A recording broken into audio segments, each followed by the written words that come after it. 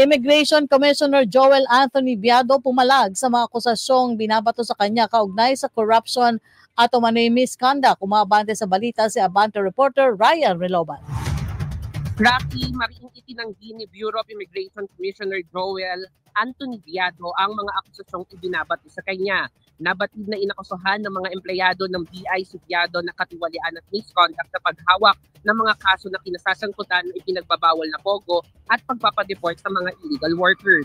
Sa inilabas na pahayag, sinabi ni Biado na ang mga kumakalat na dokumento na naglalaman ng reklamo laban sa kanya at nakarating na kay Pangulong Bongbong Marcos ay mali at walang katotohanan. Dagdag pa ni Biado, ibubunyag niya ang nasa likod nitong maling akusasyon na layong siraan ang ahensya. Sa ngayon anya ay patuloy ang sinasagawa nilang investigasyon hinggil dito. Sa huli, iginiit ni Biado na walang makakapigil sa kanya para ipagpatuloy ang mga pagsusukat sa mga reforma sa Bureau of Immigration.